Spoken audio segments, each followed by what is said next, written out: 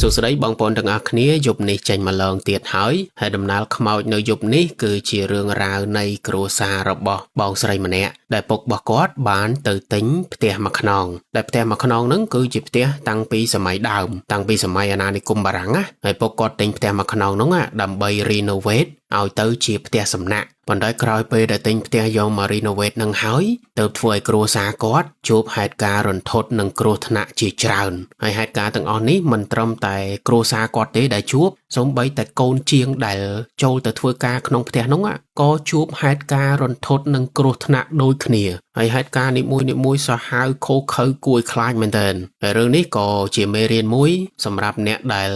មិនជឿទៅលើរឿងជំនឿសោះដូចជាតួអង្គឪពុកនៅក្នុងរឿងហ្នឹងចឹងគឺគាត់ជាមនុស្សដែលមិនជឿទៅលើរឿងជំនឿសោះហើយនរណានិយាយអីនរណាប្រាប់អីក៏គាត់អត់ជឿដែរអញ្ចឹងអាការមិនជឿសោះរបស់គាត់ហ្នឹងក៏វាជាហេតុផលមួយធ្វើឲ្យគាត់ជួបហេតុការណ៍ទាំងអស់ហ្នឹងដែរអូខេចឹងប្រហែលតែប៉ុណ្្នឹងទេចង់ដឹងថាគ្រួសាររបស់គាត់ជួបហេតុការណ៍រន្ធត់អីខ្លះហើយវាគួរឲ្យខ្លាចវាគ្រោះថ្នាក់កម្រិតណាចឹងតើចូលសាច់រឿងរបស់គាត់ទាំងអស់គ្នា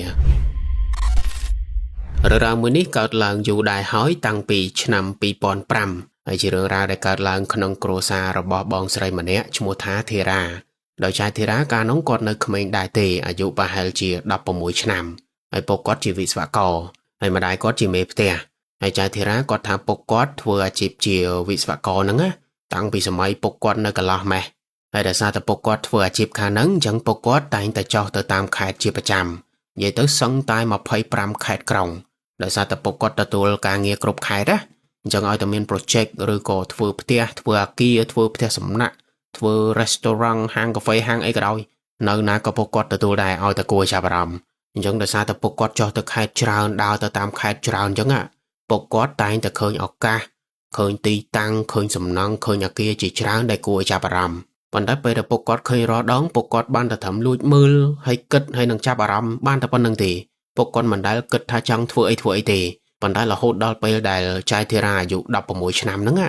ស្រាប់តែពុកគាត់ចុះទៅធ្វើការនៅខេត្តមួយ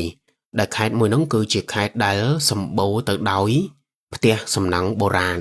ឬក៏សំណង់ផ្ទះពីជំនាន់បារាំងហើយពុកគាត់ចុះទៅធ្វើ project នៅខេត្តហ្នឹងពុកគាត់ក៏ទៅឃើញផ្ទះមួយខ្នងដែលផ្ទះមួយខ្នងហ្នឹងគេកំពុងតែដាក់លក់ហើយជាផ្ទះបែបបុរាណម៉ូដបារាំងប៉ុន្តែផ្ទះមួយខ្នងហ្នឹងមើលទៅរាងចាស់បន្តិចវាចាស់ទៅតាមសភាពតាមអាយុកាលរបស់វាប៉ុន្តែអ្វីដែលសំខាន់គឺផ្ទះមួយខ្នងហ្នឹងនៅជាប់នឹងផ្លូវជាតិទោះបីជាផ្លូវជាតិវាមិនសូវជាអ៊ូអរប្រហែលទេប៉ុន្តែវាក៏មានឡានម៉ូតូធ្វើដំណើរទៅវិញទៅមករហូតអត់ស្ងាត់ទេហើយផ្ទះមួយខ្នងហ្នឹងមានដីមានទីធ្លាធំគួរសមហើយមានលបងព័ទ្ធជុំវិញហើយដល់ពេលពុកគាត់ជិះកាត់ពុកគាត់ឃើញអញ្ចឹងទៅពេលនោះមិនដឹងមិនទេវាតាក់ភ្នែកពុកគាត់មែនតើ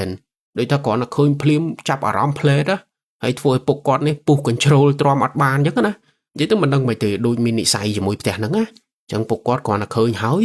ពុកគាត់ក៏ថតយកទូរស័ព្ទហ្នឹងមកថតលេខទូរស័ព្ទទុកពេលតនេគាត់នឹងខលទៅសួរហើយដល់ពេលពុកគាត់មកដល់កន្លែងផ្ទះសំណាក់ដែលគាត់ត្រូវសម្រាកបានពុកគាត់ហ្នឹងខលទៅលេខផ្ទះមួយខ្នងហ្នឹងចង់ដឹងថាគេដាក់លក់ប្រមាណហើយដល់ពេលពុកគាត់ខលទៅសួរខលទៅនិយាយជាមួយនឹងម្ចាស់ផ្ទះទៅបានពុកគាត់ភ្ញាក់ផ្អើលមែនតើដោយសារតែតម្លៃផ្ទះមួយខ្នងហ្នឹងគឺវាជាតម្លៃមួយដែលល្អតម្លៃមួយគួរសមអត់ថ្លៃពេកទេបើប្រៀបនឹងទីតាំងប្រៀបនឹងអគារប្រៀបនឹងដីដែលគាត់ទទួលបានគឺវាតម្លៃល្អណាស់អញ្ចឹងពុកគាត់ដោយសារតែឃើញតម្លៃល្អបែបហ្នឹងស្អែកឡើងពុកគាត់ក៏ណាត់ម្ចាស់ផ្ទះដើម្បីចូលទៅមើលគឺពុកគាត់ចង់ទៅមើលឲ្យលម្អិតហើយរហូតដល់ស្អែកឡើងពេលដែលពុកគាត់ទៅនេពីការងារពុកគាត់ក៏ណាត់ម្ចាស់ផ្ទះដើម្បីទៅមើលហើយរហូតដល់ពេលវេលាដែលត្រូវណាត់ទៅបានពុកចៅធីរ៉ាហ្នឹងក៏ធ្វើដំណើរទៅផ្ទះមួយខ្នងនោះទៅហើយពេលដែលទៅដល់ពុកគាត់ក៏ជួបនឹងអ៊ំប្រុសម្នាក់ដែលអ៊ំម្នាក់ហ្នឹងមិនចាស់ពេកទេអាយុប្រហែលជា60ឆ្នាំគាត់នៅមាំហើយការស្លៀកពាក់គាត់ដូចអ្នកមានទូទៅអញ្ចឹងណាអញ្ចឹងពុកគាត់ទៅដល់ក៏ជំរាបសួរអ៊ំប្រុសម្នាក់ហ្នឹងទៅហើយបាននិយាយគ្នារាក់ទាក់បន្តិចបន្តួចអ៊ំប្រុសម្នាក់ហ្នឹងក៏បើកទ្វារលបងដើម្បីឲ្យពុកចៅធីរ៉ាចូលទៅមើលហើយពេលដែលពុកចៅធីរ៉ាចូលទៅមើលបរិវេណដីខាងក្នុងហ្នឹងពុកចៅធីរ៉ាគាត់ក៏សួរពីប្រវត្តិឬក៏សួរពីព័ត៌មានខ្លះថាផ្ទះហ្នឹងគឺជាផ្ទះរបស់អ៊ំផ្ទាល់មែនឬក៏ផ្ទះហ្នឹងអ៊ំទិញពីគេតមកទៀតហើយអ៊ំធ្លាប់នៅនឹងអត់ពីមុនមកនិយាយទៅពុកគាត់ចេះតែសួរព័ត៌មានខ្លះហើយដល់ពេលគាត់សួរទៅបានអ៊ំប្រុសម្នាក់ហ្នឹងគាត់ប្រាប់ថាផ្ទះហ្នឹង គាត់បានតមកពីពុកម៉ែរបស់គាត់គឺពុកម៉ែគាត់ចែកទ្រព្យនឹងឲ្យគាត់ណាហើយផ្ទះហ្នឹងគាត់ធ្លាប់នៅកាលតែគាត់នៅក្មេងប៉ុន្តែពេលដែលពុកម្ដាយគាត់ស្លាប់បាត់អំប្រុសគាត់ក៏ចេញទៅនៅកន្លែងផ្សេងហើយគាត់មានគ្រួសារមានអីទៅគាត់ទិញផ្ទះកន្លែងផ្សេងនៅអញ្ចឹងផ្ទះហ្នឹងគាត់ខាននៅយូរហើយក៏គាត់មិនដែលដាក់ជួលមិនដែលឲ្យអ្នកណាមកនៅតដែរអញ្ចឹងផ្ទះហ្នឹងជាផ្ទះដែលទុកចោលយូរហើយដោយសារតែទុកចោលអត់មានអ្នកនៅយូរអញ្ចឹងបានអំប្រុសគាត់សម្រេចចិត្តថាដាក់លក់ហ្មងទៅពីព្រោះទុកចោលក៏វាអត់មានប្រយោជន៍អត់មានបានផលអីចឹងណាទុកចោលយូរផ្ទះមិនកាន់តែចាស់កាន់តែខូចទៅមែនទេអញ្ចឹងអ៊ំម្នាក់ហ្នឹងគាត់ក៏សម្រេចចិត្តលក់ទៅ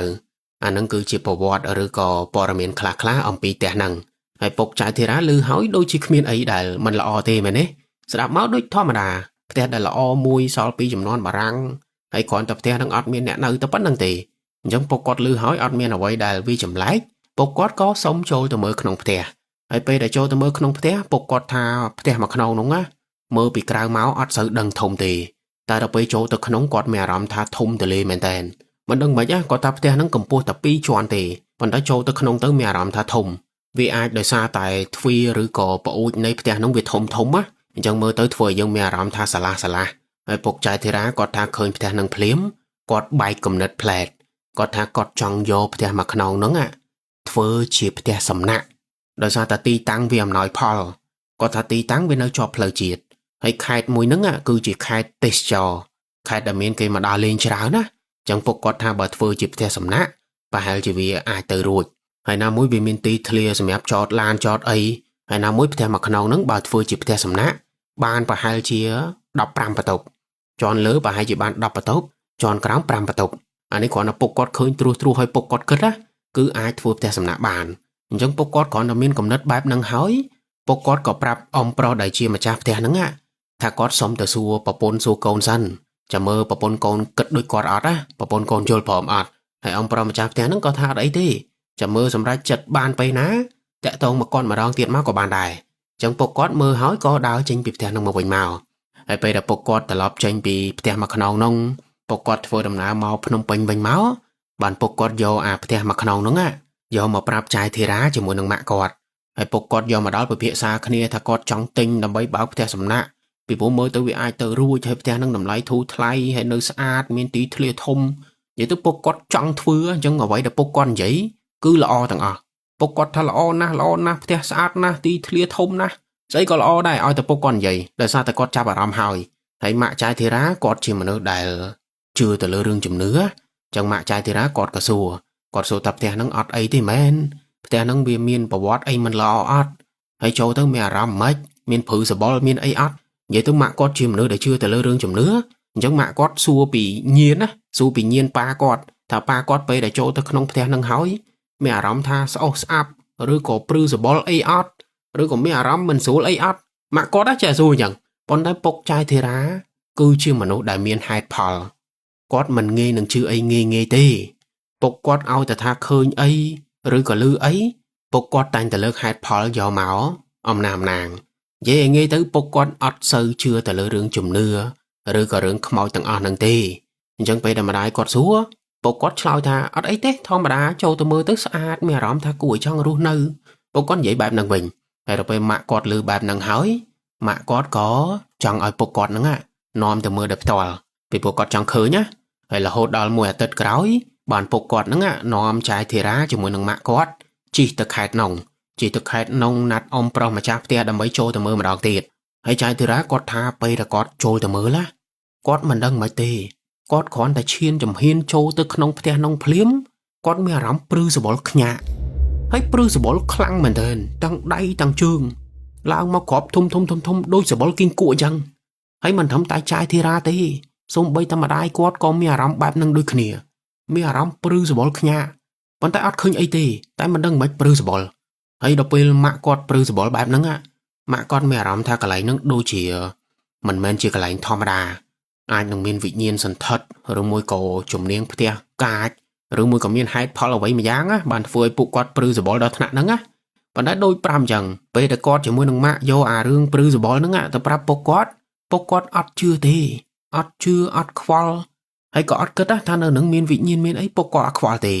ពុកគាត់ដឹងតែម្យ៉ាងគាត់ចង់បានគាត់ចង់ទិញដើម្បីយកធ្វើផ្ទះសំណាក់ chẳng mạ trái thì ra để sao ta khơi bục trong bàn pê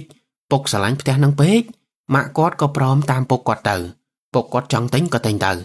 chẳng có máu pê để trôn mà mơ chỉ lược tí pê nâng hói bục quát có sầm rạch chất tínhផ្ទះ mà khăn nông hay còn ta sầm rạch chất thật tính phím ông prom mà nè nông có thưa ai cả xa thưa kịch son này ya rốt phăng rốt ai rùi rò tới bàn pê để rốt phăng chai lôi chai ai rùi rò nâng ạ bục quát ọt toàn máu thưaផ្ទះ sầm nạ phím tì cứ bục quát tục chào sần tục chào bà hai chị bay khá bàn bục quát chập đám trôn máu renovate nâng cứ cái làm óផ្ទះ ចាស់ ឲ្យ ទៅ ជា ថ្មី អញ្ចឹង ណា អញ្ចឹង កន្លង មក ពី 3 ខែ ហ្នឹង បាន ពុក គាត់ រជាង រអី 4-10 នាក់ ទៅ ឲ្យ ចូល មក ធ្វើ ផ្ទះ មួយ ហ្នឹង ហើយ ផ្ទះ មួយ ខ្នង ហ្នឹង ពុក គាត់ ថា ដោយ សារ តែ វា ជា ផ្ទះ ចាស់ អញ្ចឹង វា មាន ជាង វា មាន កន្លែង ខ្លះ ខូច ខាត បាក់បែក ឬ មួយ ក៏ វា ត្រុតត្រោម ប្រើ ការ លែង បាន ណា អញ្ចឹង កន្លែង ណា ដែល វា ត្រុតត្រោម ពុក គាត់ ក៏ ហៅ ជាង ឲ្យ វាយ កំទេច ចោល ដូច ជា ជាង ឬ មួយ ក៏ ប្រកាន់ ដៃ ឬ មួយ ក៏ ចដា អី ក៏ ដោយ ឲ្យ តែ ថា វា ពុក បាក់បែក ពុក គាត់ ហៅ ជាង វាយ ចោល ទាំង អស់ ហើយចាយធីរ៉ាគាត់ថាពុកគាត់ណាមិនត្រឹមតែវាយផ្ទះវាយជាងអីទេពុកគាត់ថែមទាំងហៅគេទៅវាយប្រភូមិចោលទៀតដោយសារតែប្រភូមិនៅផ្ទះមួយហ្នឹងវាខូចខាតវាបាក់បែកវាចាស់ហើយអញ្ចឹងពុកគាត់ក៏មិនដឹងទុកធ្វើអីពីព្រោះវាចាស់ហ្នឹងអញ្ចឹងមិនវាយចោលមែនទេអញ្ចឹងពុកគាត់ហៅគេវាយចោលទៅអត់មានគិតអីច្រើនទេណាមួយមនុស្សអត់ជឿផងអញ្ចឹងអត់មានគិតច្រើនទេឃើញចាស់ក៏ហៅជាងវាយចោលទៅហើយអំឡុងពេលដែលជាងចូលមកធ្វើការក្នុងផ្ទះមួយខ្នងហ្នឹងណាគឺពុកគាត់ថាជាងទាំងអស់នោះណាចូលមកធ្វើការតែ3ថ្ងៃទេស្រាប់តែមានជាងម្នាក់ជួបគ្រោះថ្នាក់ដោយជាងម្នាក់ហ្នឹងគាត់ឡើងទៅវាយជាងនៅលើរន្ទាបងប្អូនស្គាល់រន្ទាអត់ចាំខ្ញុំរករូបភាពពីអ៊ីនធឺណិតដាក់ឲ្យមើលណារន្ទាហ្នឹងគឺជាជើងដែកដែលជាងសំណង់គាត់តែងតែធ្វើដើម្បីឡើងទៅឈររៀបឥដ្ឋឬមួយក៏បងជាងឬមួយក៏ធ្វើអីក៏ដោយឲ្យតែនៅកន្លែងទីខ្ពស់ជាងគាត់តែងតែធ្វើរន្ទាហ្នឹងដើម្បីឡើងហើយនៅថ្ងៃមួយនោះជាងដែលធ្វើការក្នុងផ្ទះនោះគាត់ឡើងទៅលើរន្ទាដើម្បីវាយជាងផ្នែកខាងលើប៉ុន្តែអាពេលដែលគាត់វាយជាងនៅលើរន្ទាហ្នឹងស្រាប់តែជាងម្នាក់នោះគាត់ផ្លាត់មិនដឹងទេគាត់ក៏ធ្លាក់ពីលើរន្ទាហ្នឹងចុះមកក្រោមហើយពេលដែលគាត់ធ្លាក់ចុះមកក្រោមជាងម្នាក់នោះគាត់បាក់ជើងទាំងពីរគឺមិនដឹងជាគាត់ធ្លាក់មកទម្រង់បែបម៉េចអត់ដឹងទេគាត់តែដឹងតែថាពេលដែលគាត់ធ្លាក់មកជាងផ្សេងរត់ទៅមើលទៅលេងឃើញថាជើងជាងម្នាក់នោះបាក់ទាំងពីរទាំងដែលរន្ទាដែលជាងម្នាក់នោះឡើងទៅលើគឺមានកម្ពស់តែ2ម៉ែត្រទេអញ្ចឹងបងប្អូនគិតមើលទៅជាងម្នាក់នោះធ្លាក់ពីលើរន្ទាកម្ពស់2ម៉ែត្រប៉ុន្តែគាត់បាក់ជើងទាំងពីរអញ្ចឹងគិតលេងថាការបាក់ជើងរបស់គាត់ហ្នឹងវាបាក់ដោយសារតែឧបទ្ទវហេតុឬមួយក៏វាតាក់ទងនឹងផ្លូវងងឹតឬក៏អាចមាននរណាម្នាក់ធ្វើឲ្យគាត់បាក់ជើងអញ្ចឹងណាពីព្រោះបងប្អូនគិតមើលទៅរន្ទាតែ2ម៉ែត្រហ្នឹងហេតុអីក៏គ្រោះថ្នាក់ធ្ងន់ធ្ងរដល់ថ្នាក់ហ្នឹងអញ្ចឹងពេលនោះមិនតន់ដឹងទេណាថាមកពីហេតុផលអីគាត់តែដឹងថាជាងមួយនោះធ្លាក់មកបាក់ជើងហើយជាងម្នាក់នោះគាត់សើឈឺផ្អើលពេញផ្ទះហើយពុកចាយធីរ៉ាឃើញអញ្ចឹងក៏ប្រញាប់នាំជាងម្នាក់នោះទៅពេទ្យគេព្យាបាលគេតម្រង់ជើងតម្រង់អីវិញទៅហើយរហូតតតែជាងម្នាក់នោះគាត់ដឹងខ្លួនមកវិញគាត់តាំងស្មារតីមកវិញបានណាបានពុកគាត់សួរថាហេតុអីក៏ធ្លាក់ពីលើរន្ទាបានជាងម្នាក់នោះគាត់ប្រាប់ថាគាត់អត់បានធ្លាក់ដោយខ្លួនឯងទេគាត់ថាពេលដែលគាត់ឡើងទៅវាយជាងផ្នែកខាងលើហ្នឹងស្រាប់តែគាត់មានអារម្មណ៍ថាដូចមានដៃមនុស្ស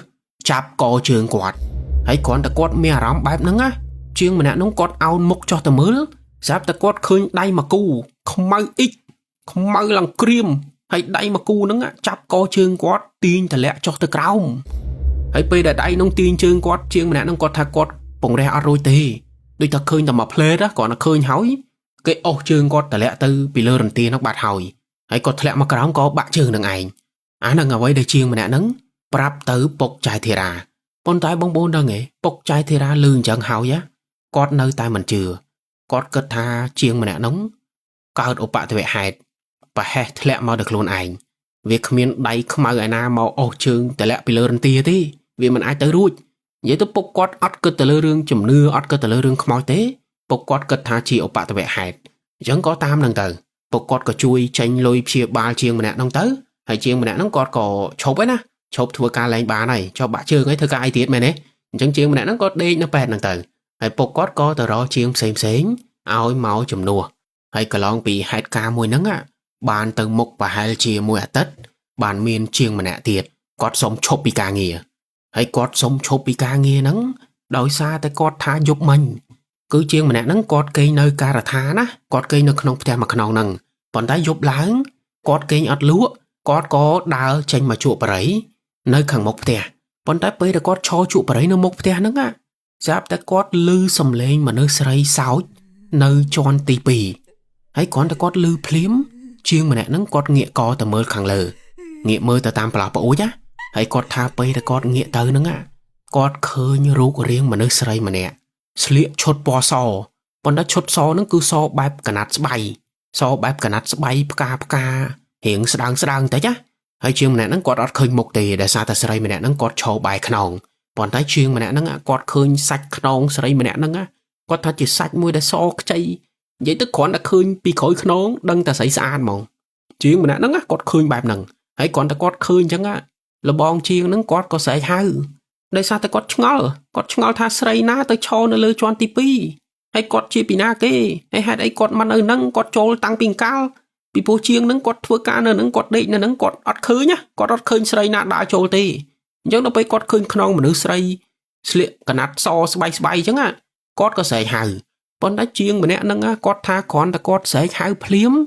sấy đã cho nó lơ choan tivi đúng á cọt có nghĩa một màu còn tái bây là cọt nghĩa một máu sấy mà nè nâng cọt ọt bay khuôn tê cứ cọt bay ta mốc cọt bộ vỡ ta cả ba cọt á bộ vỡ mắc khôi khuôn cọt nơi ta đài chẳng chiên mà nè đã khơi nâng á còn đã khơi cả ba sấy mà nè nâng á bộ vỡ mau cõiปุ๊บ chiên mà nè nông cọt đăng bát hỏi tha mình men mà nơi tê ấy còn đã khơi bên nâng phím rốt tơ hổ khnia rốt tơ ro chiên xem ao chui mà mơ ấy chiên xem rốt mà mơ tới ớt miên nó ná khơi sấy mà nè nâng tiệt tê vậy tới ao ta chiên mà nè nông khơi mà plei tê hay chiên nắng á đã sao ta cọt khơi như rục hiệp bẹp nắng á sai láng cọt sông bọc chai thì đá chộp thưa cà plei cứ cọt khai cọt ọt hiền nâng tía á chẳng có cọt chộp từ hay bọc chai thì đá mình đang hàm mấy có tam nâng từ chẳng bọc cọt có ró chiên mấy oi mau trong nua tiệt vậy tới bọc cọt ọt miên cực ấy chờn tì chiên môi tránh ró chiên môi tiết mau trong nua hỏi có thưa cà tò hay có long bị hai cá môi nắng á tập bay buôn ngay từ một tiệt tề sắp ta miên chiên pi bảy nẹt tiệt cọt ở đây cá bạp bọc chai thì đá cứ chiên pi bảy nẹt nóng á cọt tha bây giờ cọt cây nơi cà than môi nắng á dục làng cọt tay ta lư sầm lénh ô ở vậy mà giang thấy sầm lénh để cọt lư nắng cứ lư tranh pi tròn lơ cọt thắt đôi chia sầm lên cái ô ở văn rồi mới có ô đại ô bạc co chiêng ô bạc co sầm nắng đó á ô krut sân ta rò chụp con ta ở với đôi chầm lái bộ cọt tha pe để lứ bộ cọt có láng từ mớ đôi khỉa con ta pe để láng từ mớ ót miên khơi mà nư ót miên khơi ấy tì con ta bộ cọt tha khơi ở ván vía bầm la ti bật mền chỉ bị sao vậy để cọt khơi cho bá cứ bao xì mong cọt than nó lơ tròn ti pi nắng á bộ cọt ban vô bao xì mong pi bảy báo tự đạn nó lơ tròn ti pi con tái miên bao xì mong mà bao vì trời ban kệ ô pi cả lại muối tay cả lại mùi thấy miên snam ấy chba con tái ọt miên snam trường tì miên ta snam bao ai cho nói nâng hơi đời vi chùm lại cứ ọt đừng thao pina từ á đời sao ta chiêng từ nâng cọt kỳ nơi tròn cong chẳng bao xì mong mùi nâng pina từ hay bạch chén á bao xì mong cứ miên xì mong nơi khẳng khăn mình mến bao tờ tê bao xì mong cứ ngôn na còn tay vì ruột vì bầm la ti ruột hay vì bạch tranh xử lý đo nẹ kỳ nơi khẳng khỏng ơi lư tiệt chân cất mơ chiêng cọt lư á tụi bây chỉ cọt ọt khơi ấy bật mến còn tay cọt có cất chớ nè mày nè bộ cọt chơi tay rắm mình xú á chơi tay khai nụ giống á chân cọt do rương nâng á mau prap bốc chai thì ra hay mình thấm tại rương hỏa ván nâng tế rương snam mà riêng đầy cứ miên chiêng khá cọt tha nơi tròn ti pi nâng á miên snam mà riêng đầy mà nụ tam trang nâng á vơi mình tên đôi mà nước đào hay vô đầy tờ lê nhá hay miên snam miên ấy bà lạ tròm trang giống á đang để chiêng muối cọt cọt tha cọt ọt ban vô đầy tờ tam trang thế còn đây bạc láng bây giờ láng tờ mới giáp ta khơi mà riêng đầy tờ ngõ nâng á viên nơi tam trang hay miên trang khá mình thấm tại mà riêng đầy ti cứ mà riêng đầy tờ ngõ nâng á việc câu hồn trang nâng là hô to tại côn trang đôi biết thao việc câu si chỗ tại đó sạch xì móng á câu làng khoao làng trang xì móng vì châu tam sana mà riêng đầy á chẳng cả câu tờ ngõ nâng cứ việc khăn nè hay ọt đăng thà nè nè câu thì chiến còn vô rương nâng á màu prap bốc chai thì ra hay rồi bốc chai thì ra lưu bạp nâng cọt nơi tay mình chưa đối đàm គាត់នៅតែថាគិតខ្លួនឯងឬមួយក៏ជាងធ្វើដោយខ្លួនឯងតែជាងភ្លេចនិយាយទៅពុកគាត់ចេះតែរកហេតុផលយកមកនិយាយដោយសារតែអត់ជឿធម្មតាមនុស្សអត់ជឿគឺអញ្ចឹងក៏ពុកគាត់ឲ្យជាងទាំងអស់ហ្នឹងទៅធ្វើការដូចដើមទាំងតែជាងម្នាក់មានអារម្មណ៍មិនសូវស្រួលទេប៉ុន្តែក៏ទ្រាំធ្វើដើម្បីទៅលុយហើយកន្លងពីហ្នឹងបានប្រហែលជា 2-3 ថ្ងៃទៅមុខទៀតស្រាប់តែមានហេតុការណ៍មួយទៀតកើតឡើងចំពោះជាងម្នាក់ទៀតហើយពេលហ្នឹងពុកគាត់ក៏នៅក្នុងផ្ទះនឹងដែរប៉ុន្តែពេលហ្នឹងពុកគាត់នៅខាងក្រោមហើយជាងម្នាក់ដែលកើតហេតុហ្នឹងគាត់នៅជាន់ទី2ដោយជាងម្នាក់ដែលនៅជាន់ទី2ហ្នឹងគាត់កំពុងតែស្វានជញ្ជាំងគាត់ស្វានត្រតែឯងនឹងជាងហ្នឹងប៉ុន្តែជាងម្នាក់ហ្នឹងពេលដែលគាត់កំពុងតែស្វានជាងគឺគាត់អត់ឈប់ទេគាត់ស្វានរហូតគាត់ស្វានជាប់នៅហ្នឹងរហូតតតែជាងផ្សេងគាត់ឆ្ងល់គាត់ឆ្ងល់ថាមិនក៏ស្វានជាងយូរម៉េះពីព្រោះជាទូទៅអ្នកដែលស្វានជាងគឺគេស្វានមកសតុហើយគេដកចេញវិញគេដកចេញហើយបានគេស្វានទៀតប៉ុន្តែជាងម្នាក់នោះអត់ទេស្វានជាប់ចឹងដល់ពេលជាងដែលនៅជាន់ទី2ហ្នឹងគាត់ឃើញហើយគាត់ឆ្ងល់គាត់ក៏ទៅចិត្តហើយគាត់យកដៃទៅប៉ះជាងម្នាក់ដែលកំពុងតែស្វានជាងហ្នឹងប៉ុន្តែគ្រាន់តែយកដៃទៅប៉ះហើយស្រាប់តែជាងដែលកំពុងតែស្វានជាងហ្នឹងគាត់ប្រកាច់ភ្នែកស្លឺហើយបែកពពុះមាត់អញ្ចឹងបានពេលនោះជាងម្នាក់ហ្នឹងគាត់យល់ថាអូអាជាងហ្នឹងគាត់ស្វានជាប់អញ្ចឹងដោយសារតែគាត់កាំងគាត់ប្រកាច់នៅហ្នឹងអញ្ចឹងជាងម្នាក់ដែលឃើញហេតុការណ៍ហ្នឹងក៏ស្រែកហៅពុកចាយធីរ៉ាដែលនៅជាន់ក្រោមឲ្យឡើងទៅមើលខាងលើហើយពុកចាយធីរ៉ារត់ទៅមើលខាងលើទៅគឺឃើញអញ្ចឹងពិតមែនឃើញជាងម្នាក់ហ្នឹងប្រកាច់បែកពពុះមាត់ភ្នែកស្លឺហើយពេលនោះម្នាក់ភ័យខ្លាចគាត់បាត់បង់ជីវិតអញ្ចឹងអញ្ចឹងក៏នាំគ្នាជួយនាំគ្នារត់នាំគ្នាសម្រួលគាត់មកសតុះទៅបានជាងម្នាក់ដែលបែកពពុះមាត់មុនហ្នឹងគាត់ដឹងខ្លួនមកវិញតែពេលដែលគាត់ដឹងខ្លួនមកវិញអ្វីដែលគាត់ប្រាប់អត់ដូចនឹងអ្វីដែលជាងផ្សេងឃើញទេគាត់ប្រាប់មកថាមុនហ្នឹងពេលដែលគាត់កំពុងតែស្វានជញ្ជាំងស្រាប់តែមានដៃមនុស្សមកគូលោកចេញពីក្រោយប្រឡោះក្លៀកគាត់មកហើយដៃមកគូដែលលោកតាមប្រឡោះក្លៀកគាត់ហ្នឹងមកចាប់អាប្រាប់ស្វានហ្នឹងពវិលមករកក្បាលរបស់គាត់និយាយទៅអត់ឲ្យគាត់ស្វានជាងទេ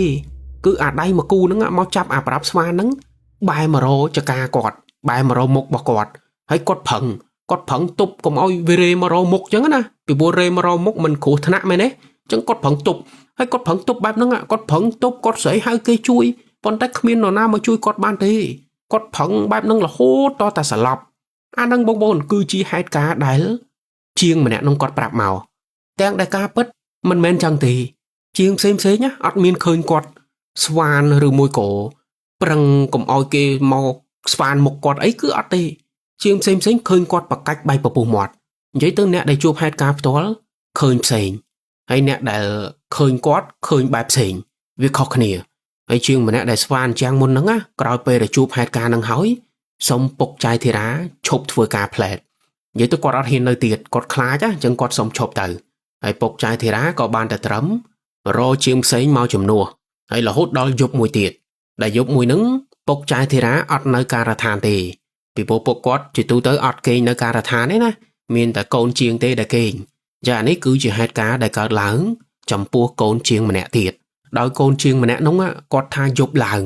ពេលដែលគាត់កំពុងតែគេងលក់នៅជាន់ក្រោមហើយគាត់គេងលក់នៅជាន់ក្រោមពេលនោះគាត់គេងនៅក្រោមកន្លែងឡៅទឿអាកន្លែងដែលមានពិដានមិនសូវជាខ្ពស់ប្រមាណណាហើយគាត់ថាគាត់គេងលក់ស្កប់ស្កល់អត់ដឹងអីទេប៉ុន្តែគាត់ត្រូវមកដឹងខ្លួនត្រូវមកភ្ញាក់ឡើងវិញហ្នឹងដោយសារតែមានទឹកអ្វីម្យ៉ាងវាតក់មកលើមុខរបស់គាត់ហើយកូនជាងម្នាក់នោះគាត់ថាពេលនោះគាត់ងុយគេងណាស់គាត់សឹងតែគ្មានកម្លាំងនឹងបើកភ្នែកមកមើលណាប៉ុន្តែដោយសារតែមានទឹកស្អីម្យ៉ាងតក់មកលើមុខគាត់ហ្នឹងបានគាត់ប្រឹងបើកភ្នែកបន្តិចមកមើលទៅហើយមនុស្សងុយគេងប្រឹងបើកភ្នែកមកមើលអញ្ចឹងគាត់ឃើញអត់សូវច្បាស់ទេគាត់ឃើញព្រាលហើយក្នុងអារូបភាពព្រាលហ្នឹង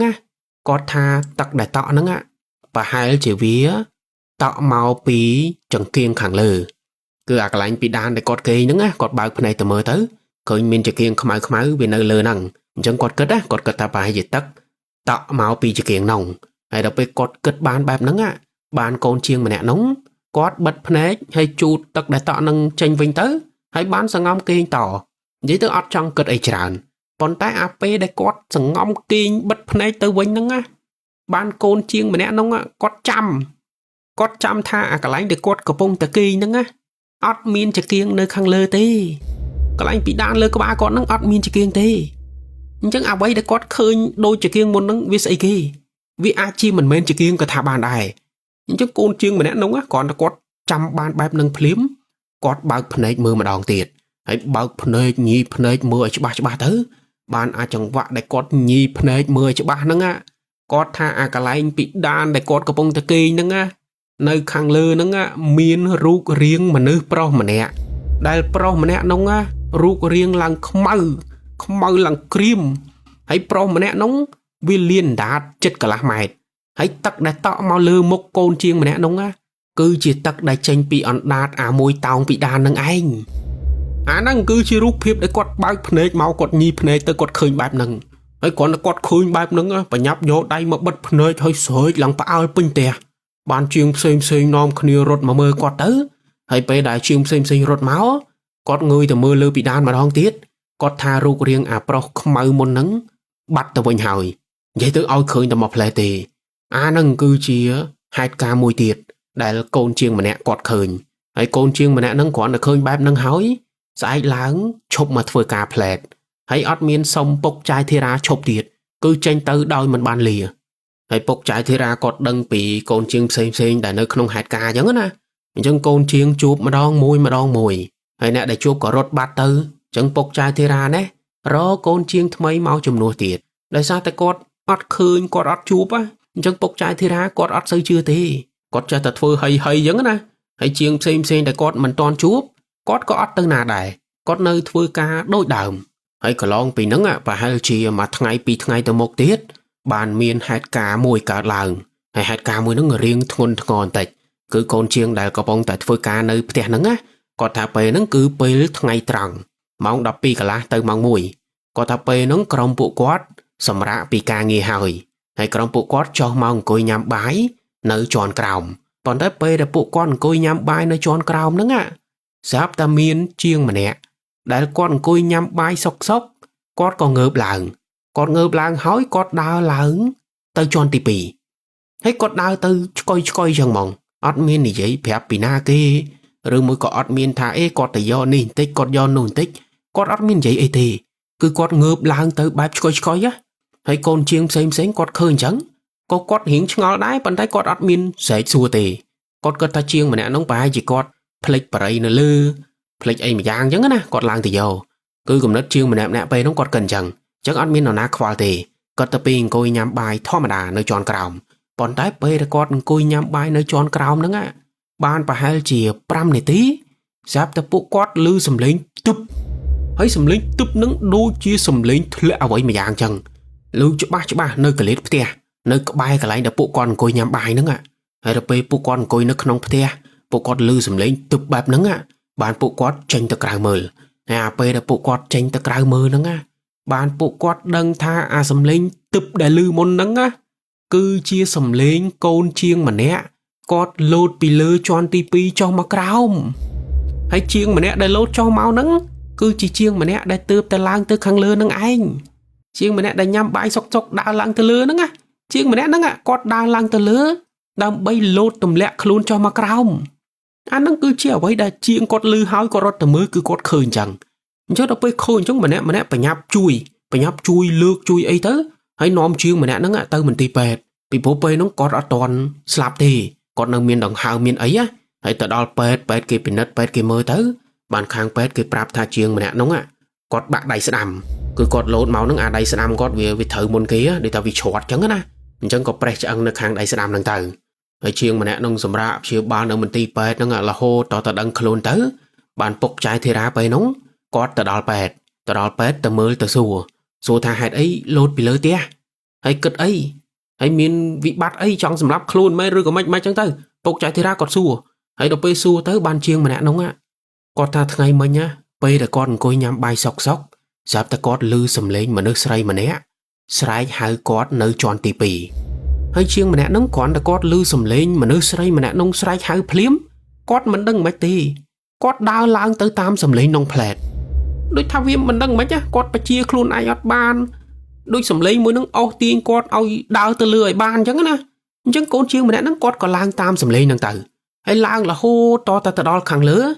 បានស្រីម្នាក់ហ្នឹងឈរចាំគាត់នៅកន្លែងប្អួចហើយកូនជាងម្នាក់ហ្នឹងក៏ដើរទៅជិតទៀតដើរជិតទៅកន្លែងប្អួចហ្នឹងទៅបានមនុស្សស្រីម្នាក់ហ្នឹងស្រែកខ្សឹបដាក់តិចគាត់ថាលោតចុះទៅក្រោមទៅហើយកូនជាងគាត់គ្រាន់តែលឺស្រីម្នាក់ហ្នឹងឲ្យគាត់លោតចុះទៅក្រោមស្រាប់តែគាត់ឡើងទៅលើប្អួចហើយលោតចុះមកក្រោមផ្លែតអាហ្នឹងបងប្អូនគឺជាពាក្យដែលពុកចាយធីរាគាត់សួរជាងហ្នឹងទៅជាងហ្នឹងគាត់និយាយមកអញ្ចឹងដែលយើងស្ដាប់មកវាចម្លែកមែនទេណាវាដូចថាវាមិនមែនរឿងធម្មតាអញ្ចឹងណាអានេះបើមនុស្សទូទៅយើងស្ដាប់មកអញ្ចឹងយើងដឹងហើយមែនទេថាមិនមែនជារឿងធម្មតាទេប៉ុន្តែអ្វីដែលវាហួសចិត្តគឺពុកចាយធីរានេះពេលដែលគាត់ឮកូនជាងម្នាក់នឹងនិយាយបែបហ្នឹងហើយពុកចាយធីរាគាត់នៅតែមិនជឿគឺពុកចាយធីរាគិតថាកូនជាងម្នាក់នោះល្វើល្វាយគិតខ្លួនឯងឬក៏មកមើលវិញវាន់និយាយទៅពុកគាត់គិតទៅលើរឿងវិទ្យាសាស្ត្រគាត់គិតថាជាងម្នាក់នោះគិតច្រើនពេករហូតដល់ថ្នាក់ល្វើល្វាយដើរទៅកលេតប្អួយធ្លាក់មកដល់ខ្លួនឯងពុកគាត់អត់មានជឿទៅលើរឿងជំនឿទេអាកន្លែងហ្នឹងបងប្អូនខ្ញុំហួសចិត្តមែនតើពុកចាយធីរានេះគឺជាមនុស្សមួយដែលដាច់អហង្ការមែនតើគាត់មិនជឿសោះតែហ្មងលុះត្រាតែគាត់ជួបខ្លួនឯងបានគាត់ជឿអញ្ចឹងគាត់ឮកូនជាងម្នាក់នឹងនិយាយចឹងហើយគាត់នៅតែមិនជឿហើយគាត់នៅតែជំនះគាត់នៅតែព្យាយាមរកជាងផ្សេងមកជំនួសជាងដែលរបួសហ្នឹងទៅហើយឲ្យជាងទាំងអស់ហ្នឹងធ្វើការតាមធម្មតាហើយណាមួយហេតុការណ៍ដែលកើតឡើងទាំងអស់ហ្នឹងវាមិនមែនកើតឡើងជាប់គ្នាទេ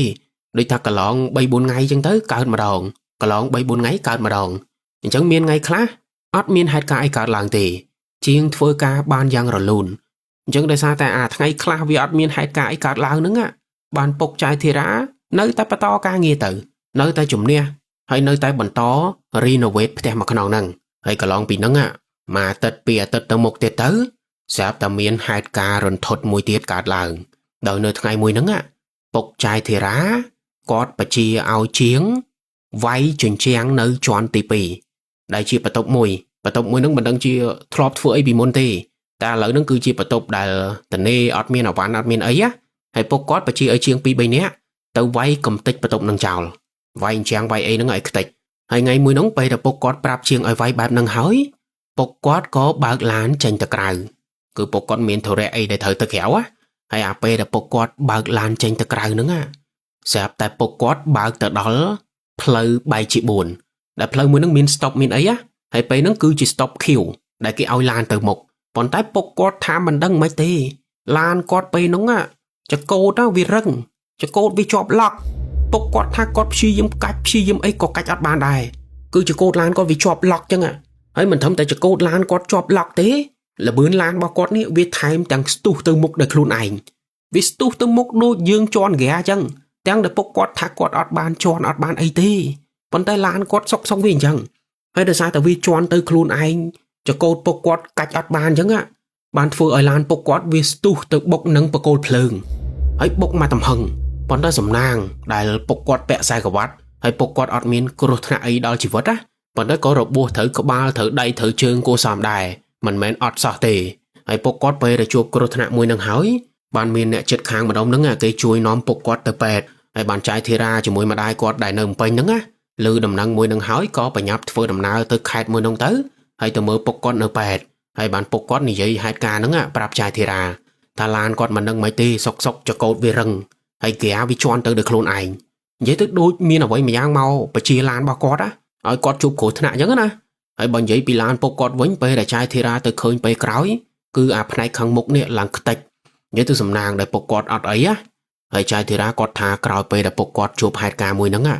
ពុកគាត់ចាប់ផ្ដើមគិតថាហេតុការណ៍ដែលគាត់កំពុងតែជួបហ្នឹងអាចតាក់ទងនឹងផ្លូវងងឹតឬក៏អាចមកពីវិញ្ញាណធ្វើឲ្យគាត់គ្រោះថ្នាក់និយាយទៅពេលហ្នឹងពុកគាត់ចាប់ផ្ដើមគិតតិចមិនតាន់ជឿ 100% ទេប៉ុន្តែចាប់ផ្ដើមគិតហើយអំឡុងពេលដែលពុកគាត់កំពុងតែសម្រាកព្យាបាលនៅមន្ទីរពេទ្យហ្នឹងបានប្រហែលជា 2-3 ថ្ងៃស្រាប់តែពុកគាត់ទទួលដំណឹងអាក្រក់មួយដែលដំណឹងដែលពុកគាត់ទទួលបានគឺជាង 2-3 នាក់ដែលពុកគាត់ឲ្យទៅវាយកំទេចបន្ទប់នៅជាន់ទី2ហ្នឹងជាង 2-3 នាក់ហ្នឹងជួបគ្រោះថ្នាក់ចរាចរណ៍ស្លាប់ទាំងអស់ ប៉ុន្តែគាត់ជួបផ្សេងគ្នាគឺដូចថាគាត់ធ្វើដំណើរទៅផ្ទះរៀងខ្លួនណាម្នាក់នោះក៏ត្រូវឡានបុកទៅម្នាក់នោះក៏ត្រូវឡានកិនទៅហើយម្នាក់ទៀតក៏ទៅបុកគេគ្រោះថ្នាក់ទៅ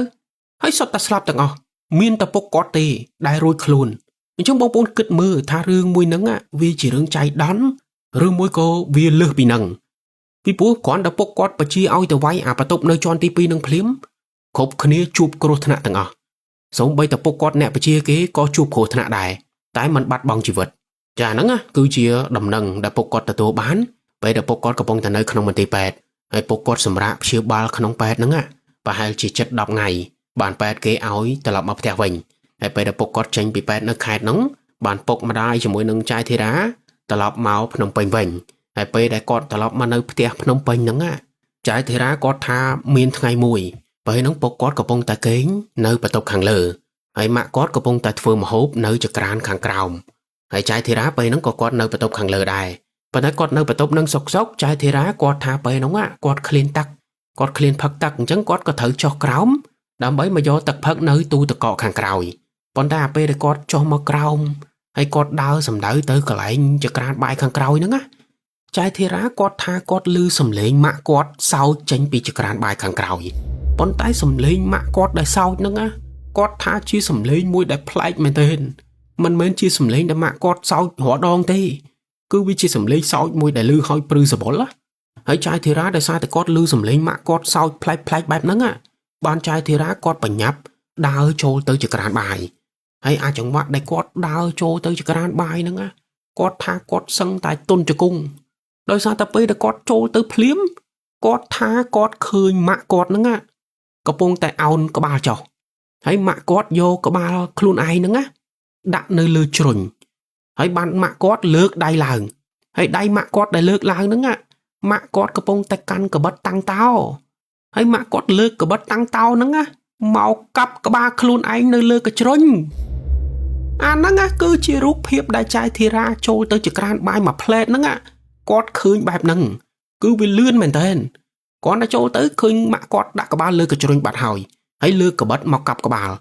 ហើយកាប់ហ្នឹងគឺកាប់មែនទេណាកាប់ឡើងក្បាលម៉ាក់គាត់នេះហូរឈាមប្រឡាក់មកដល់កបានចៅធីរ៉ាគាត់រត់ទៅចាប់ម៉ាក់គាត់ទៅហើយពេលដែលគាត់រត់ទៅចាប់ម៉ាក់គាត់ហ្នឹងម៉ាក់គាត់នៅតែសោចអត់មានឈឺចាប់អត់មានយំអត់មានអីទេហើយបន្ទាប់ពីម៉ាក់គាត់សោចហើយម៉ាក់គាត់ងាកមុខមកមើលចៅធីរ៉ាហើយអាចង្វាក់ដែលម៉ាក់គាត់ងាកមុខមកមើលមុខចៅធីរ៉ាហ្នឹងបានចៅធីរ៉ាគាត់ថាភ្នែកម៉ាក់គាត់ពេលហ្នឹងគឺមានតែពណ៌សអត់មានគ្រាប់ភ្នែកខ្មៅទេម៉ាក់គាត់ដូចរបៀបស្លើភ្នែកខ្មៅយកភ្នែកខ្មៅឡើងលើនៅតែអាពណ៌សហើយម៉ាក់គាត់ទៅពីអញ្ចឹងគាត់ទៅពីសោចគាត់ទៅពីសបាយហើយកាន់កបិតតាំងតោហើយចៅធីរ៉ាដោយសារតែខូចហេតុការណ៍វារន្ធត់បែបហ្នឹងចៅធីរ៉ាគាត់សើចមកតំហឹងទៅបានពុកគាត់ដែលគេងនៅខាងលើរត់ចុះមកក្រោមពេលហ្នឹងពុកគាត់ដូចថារៀងគ្រាន់បើហើយណាអាចរត់អាចដើរបានវិញណាចឹងពុកគាត់ក៏រត់ចុះមកដល់ចាប់កបិតចេញពីម៉ាក់គាត់ហើយព្យាយាមចាប់ខ្លួនចាប់ដៃចាប់ជើងពីព្រោះម៉ាក់ចៅធីរ៉ាពេលហ្នឹងដូចមនុស្សខ្មោចចូលចឹងហើយកម្លាំងម៉ាក់គាត់ខ្លាំងណាស់សូម្បីតែពុកគាត់ជាមួយចៅធីរ៉ា2នាក់ចាប់មិនចង់រួចទេម៉ាក់គាត់ព្យាយាមពង្រះហើយអាចង្វាក់ដែលម៉ាក់គាត់ពង្រះហ្នឹងម៉ាក់គាត់ក៏ស្រែកមកឃ្លាចេញមកគឺម៉ាក់គាត់ស្រែកមកថាពួកហែងកុំតិចផ្ទះអញអញ្ចឹងពួកហែងក៏ត្រូវតែគ្មានផ្ទះនៅដូចគ្នាម៉ាក់គាត់និយាយពាក្យមកឃ្លានឹងចេញមកគឺដោយរបៀបថាគាត់មកធ្វើបាបគាត់អត់ឲ្យក្រុមគ្រួសារចៅធីរ៉ាហ្នឹងនៅផ្ទះហ្នឹងបានអញ្ចឹងណាប៉ុន្តែពុកគាត់ពេលហ្នឹងអត់មានខ្វល់នឹងសម្ដីម៉ាក់ទេគាត់ទៅពីចាប់អោបលើកម៉ាក់គាត់ហ្នឹងយកមកគេងនៅសាឡុងខាងមុខហើយពេលដែលគេងនៅសាឡុងមកសតុហើយបានម៉ាក់គាត់ស្ងប់ទៅវិញហើយម៉ាក់គាត់ស្ងប់ហ្នឹងដូចមនុស្សស្លាប់ចឹងគឺបិទភ្នែកស្ងៀមដូចគេងលក់ចឹងហើយពេលដែលម៉ាក់គាត់ស្លាប់ហ្នឹងបានចៅធីរ៉ាគាត់រុំរបួសគាត់យកកណាត់យកអីមករុំក្បាលម៉ាក់គាត់ដែលឈាមមុនហ្នឹងនិយាយទៅម៉ាក់គាត់ពេលដែលយកតាំងតោមកកាប់ក្បាលខ្លួនឯងហ្នឹងម៉ាក់គាត់កាប់អត់សូវជាជ្រៅប្រហែលទេនិយាយទៅកន្លែងហ្នឹងចាត់ទុកថាសំណាងពីព្រោះចៅធីរ៉ាគាត់ថាកបិតតាំងតោដែលម៉ាក់គាត់យកមកកាប់ហ្នឹងវាអត់សូវមុតទេបើសិនជាវាមុតហ្នឹងប្រកាសជារបួសធ្ងន់ជាងនឹងទៀតអញ្ចឹងដោយសារតែកបិតវាអត់សូវមុតអញ្ចឹងក្បាលម៉ាក់គាត់ក៏វារយះមិនសូវជ្រៅដែរអញ្ចឹងចៅធីរ៉ាក៏យកទឹកយកអីមកលាងរបួសហើយយកកណាត់យកអីរុំក្បាលម៉ាក់គាត់ទៅហើយរុំរួចរាល់ហើយម៉ាក់គាត់ស្លាប់បែបហ្នឹងរហូតតដល់ម៉ោង10យប់បានម៉ាក់គាត់ដឹងខ្លួនមកវិញហើយម៉ាក់គាត់ដឹងខ្លួនមកវិញម៉ាក់គាត់និយាយថាគាត់អត់ដឹងអីទេ រឿងគាត់យកក្បាលខ្លួនឯងទៅដាក់លើជ្រុញយកកបិតយកអីមកកាប់ក្បាលខ្លួនឯងហ្នឹងគឺគាត់អត់ដឹងខ្លួនទេគ្រប់យ៉ាងគាត់ថាដូចគាត់ដេកលក់អញ្ចឹងគាត់អត់មានដឹងខ្យល់អីទាំងអស់អញ្ចឹងរូបភាពហេតុការណ៍ទាំងអស់ដែលចាយធីរ៉ាឃើញគឺមានតែចាយធីរ៉ាជាមួយនឹងពុកគាត់ទេដែលឃើញដែលដឹងហើយដោយសារតែសួរម៉ាក់គាត់ហើយម៉ាក់គាត់នៅតែមិនដឹងអីអញ្ចឹងពុកគាត់ក៏នាំម៉ាក់ចាយធីរ៉ាហ្នឹងទៅពេទ្យទៅដេក្បាលដែលរយៈយប់មិញហ្នឹងហើយទៅដេរួចរាល់អស់ទៅបានត្រឡប់មកផ្ទះវិញហើយដោយសារតែមានហេតុការណ៍ធ្ងន់ធ្ងរបែបហ្នឹងកើតឡើងនៅក្នុងផ្ទះគាត់បានពេលនោះហើយពុកគាត់ចាប់ផ្ដើមជឿថារឿងរ៉ាវទាំងអស់វាមិនមែនកើតឡើងដោយសារឧបទ្ទវហេតុឬមួយក៏ចៃដន្យទេគ្រប់យ៉ាងវាអាចកើតឡើងដោយសារតែផ្លូវងងឹតឬក៏វិញ្ញាណអីផ្សេងដែលមកធ្វើបាបពួកគាត់ចឹងណាចឹងពួកគាត់ចាប់ផ្ដើមគិតទៅលើរឿងហ្នឹងបានពួកគាត់ហ្នឹងតាក់ទងទៅមិត្តភក្តិម្នាក់ដែលមិត្តភក្តិគាត់ហ្នឹងគឺជាមនុស្សដែលជឿហើយគេមានគ្រូមានអីប្រចាំខ្លួនណាហើយពួកគាត់ពឹងមិត្តភក្តិម្នាក់ហ្នឹងឲ្យទៅអញ្ជើញគ្រូមកជួយមើលនៅផ្ទះគាត់តិចមកពីព្រោះផ្ទះគាត់កំពុងតែមានរឿងរ៉ាវអញ្ញៃកើតឡើងជាច្រើនអញ្ចឹងមិត្តភក្តិពួកគាត់ហ្នឹងអត់ចាំយូរទេរហូតដល់ស្អែកឡើងបានមិត្តភក្តិម្នាក់ហ្នឹងគាត់នាំលោកគ្រូមន្តអាគមមកម្នាក់ដោយលោកគ្រូម្នាក់ហ្នឹងគាត់ស្លៀកពាក់ដូចតាអាចារ្យអញ្ចឹងគាត់ស្លៀកអាវសខោសដូចអ្នកតាំងសិលអញ្ចឹងហើយលោកគ្រូមន្តអាគមម្នាក់ហ្នឹងគ្រាន់តែមកដល់ផ្ទះចាយធីរ៉ាភ្លាមហើយមកមើលអាការៈ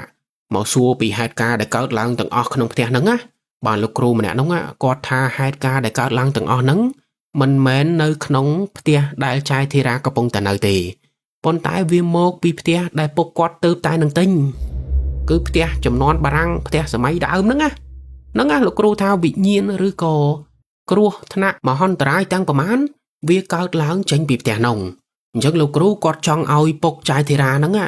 នាំគាត់ទៅខេត្តទៅមើលផ្ទះមួយខ្នងនោះ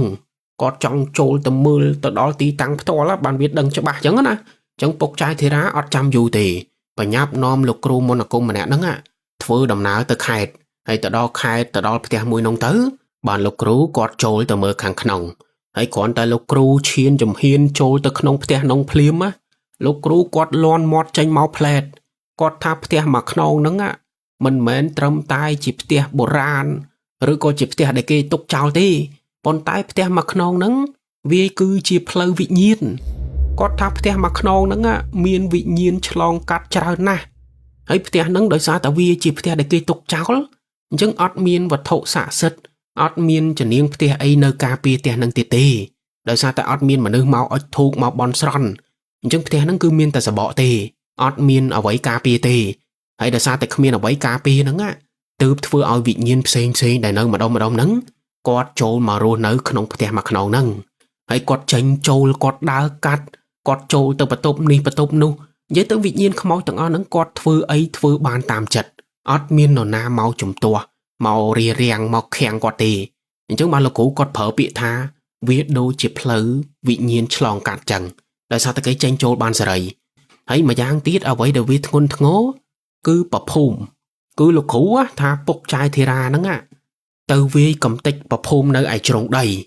ដែលប្រភូមិមួយនោះមានម្ចាស់ទឹកម្ចាស់ដីសន្ធិដ្ឋនៅក្នុងហ្នឹងហើយម្ចាស់ទឹកម្ចាស់ដីគេសន្ធិដ្ឋនៅក្នុងប្រភូមិហ្នឹងរាប់សិបឆ្នាំហើយពុកចាយធីរ៉ាទៅកំទេចទៅវាយចោលដោយអត់មានធ្វើពិធីសុំខមាទោសសុំអីគេអញ្ចឹងមិនថាវិញ្ញាណមិនថាម្ចាស់ទឹកម្ចាស់ដីដែលនៅតំបន់ហ្នឹងទេគឺគេខឹងណាស់គេខឹងគេគុំគួនហើយគេនឹងមិនបញ្ឈប់ទេគេនឹងតាមចងកម្មចងពៀគ្រួសារចាយធីរ៉ាហ្នឹងរហូតតតែគ្រួសារគាត់ស្លាប់តតែអស់បានគេឈប់អញ្ចឹងបើសិនជាគាត់មិនហៅលោកគ្រូមន្តអាគមម្នាក់ហ្នឹងមកទេពុកចាយធីរ៉ាអាចនឹងជួបគ្រោះថ្នាក់បន្តទៀតនិយាយទៅជួបរហូតតតែស្លាប់ទៅវិញ្ញាណទាំងអស់ហ្នឹងគេសុកចិត្តហើយដូចនិយាយចឹងវិញ្ញាណនៅហ្នឹងមិនមែនមានត្រឹមតែវិញ្ញាណខ្មោចទេមានទាំងម្ចាស់ទឹកម្ចាស់ដីអីគឺនៅហ្នឹងទាំងអស់និយាយទៅវាជាបណ្ដុំវិញ្ញាណណាវាជាកន្លែងដែលគេនៅអញ្ចឹងណាអញ្ចឹងគេខឹងណាស់ដែលពុកចាយធីរ៉ាមកវាយកំទេចផ្ទះរបស់គេពីព្រោះកន្លែងហ្នឹងកន្លែងគេនៅទោះបីជាផ្ទះហ្នឹងពុកចាយធីរ៉ាបានទិញអស់លុយរត់ប្លង់រត់អីតាមច្បាប់ត្រឹមត្រូវប៉ុន្តែវិញ្ញាណទាំងអស់ហ្នឹងវាអត់មានគិតទៅលើរឿងច្បាប់ទេវាអត់មានគិតទៅលើរឿងប្លង់ដីទេវាអត់ខ្វល់ទេសំខាន់គឺកន្លែងហ្នឹងវានៅមុនវាមិននៅមុនអញ្ចឹងមានន័យថាផ្ទះហ្នឹងគឺជាផ្ទះរបស់វាហើយពុកចាយធីរ៉ាទៅទិញអស់លុយប្រមាណក៏ទិញទៅវាអត់ខ្វល់ទេ đừng ta tha này anh mà vay cầm tích theo bao vía mà sòng sặc vía mà cho chỉ vật vì nhiên óc nóng á gương chẳng ọt miên cất hướng phẳng đây phẳng ấy thì phục vì ọt miên phẳng thì lục cú á có trong miên này chẳng chẳng đâuไปลือ lục cừu vậy bạp nắng á cừu xa trái thì ra nè cọt phơi nè hay bốc cọtไปnó ngó một lăng slay đôi ta chưa men tê nữa nè cả lon máu ọt chưa thì anh ấy cứ chưa men tê này để sao ta chụp to luôn chẳng đâuไปcọt chưa cọt khai chẳng á cọt có băng ao lục cừu mà nè nóng phơi bị thí đầm bay chui bộ quạt hay lục cừu mà nè nóng có thà ấy tê chậm mới cọt phơi bị thí ao hay bị thí để cọt phơi nắng cứ chia bị thí rồng đỏ cừu để cừu xa cọt có bông ta chụp nắng á bọn tay là cố có tha bảo trong thơ bị thi bán to ta bốc trái thì ra nắng á từ rô tia na mặc nón ôi vị nhiên tầng o nắng nơi sần bóng bốn dưa bị năng ấy cứ là cố có tha bê để có thơ bị thí có thử chơi vị nhiên tầng o nắng á ôi ta nơi lại xây sần chẳng ta nơi lại xây nắng lại nè cứ ăn miếng lại nơi tí chẳng đồng đấy ôi bốc trái thì ra rô cả lại ôi vị nhiên nơi hãy cố mà nè nắng á con nai nòm ôi bốc trái thì ra nắng á từ chua phe mà khòng để thử chua nắng cứ chụp phe để đạch sài dào phe để cây tục chào ọt miên mà nơi du hồi hãy có miên nè chết khang nơi cái bài nằng vậy tôi chụp phe na để ngặt ao bốc trái thì ra nắng từ chua từ hãy bốc trái thì ra có lư trắng có từ đó chua tăng bị bật đó là nghĩa tầm rom tập bàn chua bạp chảo á chua rồi dạ bị clay á hãy đập bị có ro phe chua hói bàn lục ru mà nè nóng á có chập đào thua bị thi chơi vị nhiên đại sân thật nơi phe để bốc trái thì ra tình nắng á ao tới sân thật nơi phe để bốc trái thì ra chua sân vậy tới ao rửa bắn tới nơi phe chua mà dạ sân tới chăm quạt vừa bị thi hói chăm từ lọc mau vinh lẽ cái nào chăng anh ấy nhung về xuống vô lá nhất là cũ mà nó có vừa bị thi rung đo cua xong cả ma tô kê xong tô kê hay ông lông bơi để vừa bị thi nữa á trái thì ra cọt cả nơi nặng đài hay cọt tha cọt ót bán cất khốn ai tì cọt tham lông bơi để vừa bị thi nữa á cọt khơi sầm máu mà nu mình cào đọc nè thì cho nơi tròn tì pì hay sầm máu mà nu từng on đúng á nè clap binh linh nè clap cọt đạch đay tư nè clap cọt min có ba hay nè clap tiết tao tam trang nè clap tao lư bị đan vậy tới nơi cả lấy slack nè hay chối mình tên sân ta chung vinh tè hay ở vậy để cọt khơi cho ba chiên kê nóng cứ mà nu sray mà nè để sliệt chốt sò sliệt cả nát sắp bay để miên cả rút riêng sợi mà nè nóng ạ trái thì ra thà khơi lằng cho bà cho nơi tròn tì pì mình đừng chỉ có chỉ vị nhiên ấy nè ai thà có chỉ mê nơi cái lại nâng rồi có chỉ mà chát tắc mà chát đây chỉ nếu theo cái thà bàn đây vậy tức khơi qua lằng cho bà hay sợi mà nè nóng trái thì ra có thà sầm ro sạch nè ọt đôi mọi tu tới đi hay có cho nghiêm chứ ạ sập lực cru sâu lực cru thua bị thì hay ở vậy để về prư rồi bỏ mùi tiết trái thì ra có tham lòng pe để thua bị thì nữa á ba để cá nơi không theo có thà lằng tới chuyện ta chạy đôi dương bao mà sân ta chạy chăng đang đây không biết mà sân ta chạy thì hay bây để phô bị thi nó có bao ôi bao ấy plư còn đó mà đang mấy cho ta chạy mau vu đôi mà sân ta chạy chăng còn đấy bộ quạt thỏm phô bị thi bạp nó á là hô to ta chọc hay là bây phô bị thi chọc hói lục ru mà nè nóng á cọt sài mau bọc chai thì ra cọt sợi mau tha rốt tranh bị cái lại nâng hay cùng mau cái lại nâng tiệt tranh ở ngay bị cái lại nâng công từ lắm mau quên công nghĩa rồi rốt tranh lúc cú mà nó cũng mà nè nóng á cọt sợi mau chăng hay bọc chai thì ra lư bạp nâng hói cọt admin pil su admin pil chẳng đừng hay phal ấy chởn tí cọt đừng tập pi lư lục cú sợi hói chai thì ra mà đai cọt bọc cọt và nhấp lang làn hói chi tranh bị tè nâng hay lục cú cọt tranh mau tam cào chỉ mỗi nâng mật phẹ bọc chai thì ra hay bà chiêm xem bạn vậy tí cứ tranh tờ ai tranh tới tăng bị lục cú mà nè nâng coi phơi bị thi mấy ho chiên cọt thòm bán đây có rót tờ ai chẳng bây đã cú xa chai thì ra chi lan tranh bị nâng tờ lọp mà đo bênh vánh bàn tờ lọp mà đo thêm bênh mà sợ tú bàn lục cú mà nè nóng á cọt mà đo tam cào chỉ mỗi nâng mật phẹ bọc chai thì ra hay bàn bắt đo thêm nâng bênh nâng á bàn lục cú mà nè nâng cọt phẹp tham môn nâng á bây đã cọt phơi bị thí cọt ban sông cọt ban gì vậy kia chỉ mỗi nâng vị nhiên rồi còn mà cha đây để nơi đầm bón nâng rồi ở hỏi còn giấy sông bao pleu đầm bay oi cua xa chai thì ra màu phơi theo nâng ban màu bạc thừa được cạnh nơi nâng ban giống na còn tại là cua mà nâng cọt tha cọt ní dây sông rồi có bị phía xa son tờ nia giang na cả đôi câu vị nhiên đã sân thật nơi nâng á cọt ọt prom đây cọt tha thử tờ tranh cọt ọt oi mà nơi nâng tì ọt oi mà co sang ọt oi mà bị bọt rồi còn mà phơi ấy cả đôi cứ cọt mình oi mà bạc lại nâng tì Chẳng bao trong rùa bao trong ban sóc tranh bị cái lại nâng ở ngoài hãy công từ lóp mau cái lại nâng tiệt hay là cụ mình nè nâng quát tha quát phi diêm vậy hỏi nơi ta mình phôm vì nhiên từng nâng nơi ta đách ở hang ca bạp nâng quát có đánh oi phục mai chai thì ra tranh bị cái lại nâng từ tranh chi bẩn toàn hãy tranh cùng nghĩa cào hay là cụ mình nè nâng á quát đa tường quát tha bà trong nơi ban sóc công từ chọn phe mặc nâu nông tiệt hãy phe mặc nâu nóng ham từ sang sòng ham hai chiêng từ vay ni vay nu rồi có trong từ bị bọt với chỉ phe sầm nạ ấy nữa á lúc cũ có tha bánh chụp cầm đất nâng từ bao trong rô bàn sọc công từ pa công từ pol công từ chọn vì bố lúc cũ có tha vị nhiên đại có chơi từ nơi phe chua đại bốc trái thì ra chua môn nắng á lúc cũ có tha vị nhiên từ ngon nóng á từ nơi phe chua ta mà plei ti nâng từ lọp mau cái lại nâng bình đời sao ta cái lại nâng cứ chưa cái lại bao kê phe bao kê cái nơi nâng rộp rồi năm hơi chẳng vì mình chưa cái lại mình nâng nơi tê tê chẳng vô lõ anh ấy bên dê xuống vô lá bỏ phe nâng chào từ công từ pa công từ pol công từ thua ấy sao hay bốc quát bây giờ lư bạp nâng bong bồn cật mờ dù tha quát hiên tới tiền nông tiệt ọt cứ bốc mà đai quát ọt hiên tới tiền nông tiệt tì chắp bị bê thua bị thi nâng hói quát mình đai tới chọn tiền nông tiệt tì hãy cùng tha lôi tiền nông xong bây ta khai nông á có bốc mai quát lên tới tiệt đại đây ta quát khai chứ quát chơi ta khai bị nhiên ta có nông tam hộ quát khơi tới linh mà son sực mà tròn cam tròn pi cho mỗi quát tiệt chẳng á chẳng chắp tăng vì bê nông máu bốc mai quát ọt đại tới tiệt tì hãy tục phe nông á trao là hốt mà đo sọc thằng ngàyวันได้ปกอดก็ดักพระลวดได้คือปกอดจูลเกเอาโยพระลวดตึกด่านเนื้อหมกละบองเทฮะวันได้ตั้งปีเปนงอ่ะละโคตรมาดอลละลือนึงอ่ะปีปอนมาไพ่ปะมุ้ยนึงอ่ะก็อดเมียนนนาเตะตองเตะติงได้ยี่ตึกคืองัดเฉียบมองโดยเมียนนนาเตะจับอารมณ์ตึกปัดเตะซะจังเมียนในทำไมบางคนเมียนในทาปกใจทีรานึงอ่ะกอดขาดลุยมันสเตอร์ตีปีปุ๊บเตะมาขนองน้องตัวใบชีวิตแต่ไหลทูเชียงเกปิดแมนวันได้เวียนในตะไทยยังแต่ยังมันช่างใหญ่ดำไหลนะดังแต่ท้าวิทไลไอ้ปกอดติงทานังดะตุนเฟือเตะสำนักเฟือไอ้ปนได้จองกรอยเฟืออัดบานโดยซาแต่อาทันในขนมเตะน้องเวียคลังปี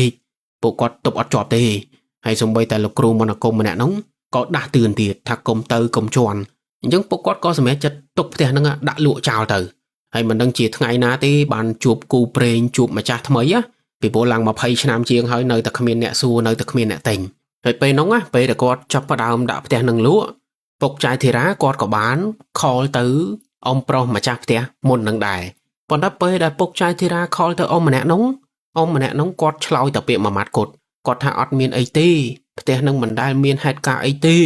ให้กอดอดดังไอตียิ่งตื้อสู้ไอกอดดังสู้ไอกอดดังให้ปกใจทีระกอดหาคอลตื้ออมโปรมาจากเตะมุนหนึ่งอ่ะบ้านแต่มาดองหนึ่งตีคอยเมาคอยแรงโจลคือเลขตู้ซับตำเนะตำน้องอดบานโดยระเบียบถ้าอมมันเนี่ยนั่งกดบอกเลขนั่งเจ้าแล้วกดชบเปล่าอย่างนั้นนะ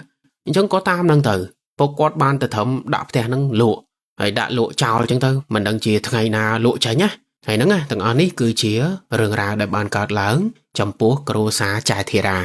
vậy tới rừng mùi níไปđể nhóm sập chọc hỏi nhóm mẹ rắm đôi chìa mình sựสบายจัดsaoให้nhóm mẹ rắm tha khăng đôi thằng mình sọc chặt chẳng á cho bong bồn kịch mờ bảo xin chỉ dương chỉ bộc trái thì ra bình dương từ tinh tia mặc non đợi tầm hôm thông đây có thông của xăm chân đầm lấy câu viên mình tịch đài dần hỏi nó có rộp sập mờ đài chân đâu bây để dương tinh tia rộp sập mờ nâng hói dương bay chỉ miên sật vừa ấy cả xong bây tàu bay tia trong renovate trong chút trong sầm át trong liệp po ai biết mấy có dương vừa ọt cả chứ bong bồn cất mơ tới xua thay dương mẹ rắm mệt sớm ép nhóm á cứ nhung không mền tên cứ tia nắng tia bao anh tính o tầng lôi phăng tia có mua bao anh hay à vị nhiên tầng o nắng hãy anh xây kia anh mà nơi tia anh hãy thử từ nơi ấy xrul mình men hãy mau và chi anh ban chẳng thế bởi hãy nơi mình bán hãy thử từ tranh bị bỏ anh đi lôi anh tính phăng bao anh mua bao anh mẹ nếu bong bồn sẽ đáp hưởng đi hỏi mẹ rắm cho nghe bao dương chỉ bốc chai thì ra với nhá dương có đã cả hai nè đôi ta anh o lôi rộp mơn trong khối anh thưa ấy có mình bàn nhưng khơi nhảy bê khá vị nhiên đằng o nông á việc miên hạt paul cho mỗi dương tì tôi bây chỉ dương o lôi bỏ man mơn phăng đây phăng tè mua bao dương câu vi ọt khoa đài song khán vi thao vi nơi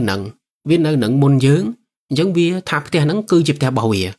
hãy vi ọt ao dương thua ấy tì dương ta hiên thưa vì mà lên dương vì mà son sặc dương vì mà chọn cam chọn khít cho môi dương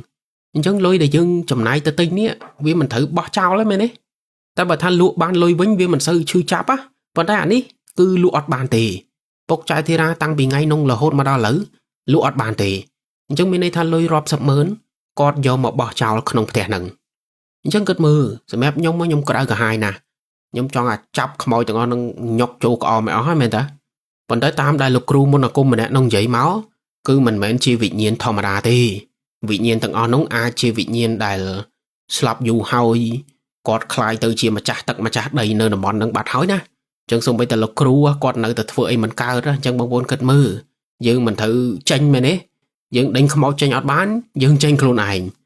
cho nói nó đại sẽ đam hỏi khăn hay chư chạp mình tên hay là vậy để việc xả ha nóng cứ vị nhiên không đại sần thật nơi nóng vì mình thầm tại mau do chỉ vật chiêng đại tàu vay chiang vay ấy nộp tiền nông tế vì thái tiền trắng mau do chỉ vật bốc bỏ chai thì ra tiệt cứ bốc chai thì ra chụp cột th나 trả cho bị nâng slap cứ bạc lan sọc cho cột lan về lọc về kẹng hay vì kẹng mập xôm tế bàn tay ghé lan ấy vì chọn từ một căn để lươn chẳng bên đây thực kế trong phơi bốc cột nữa cột th나 trả cho slap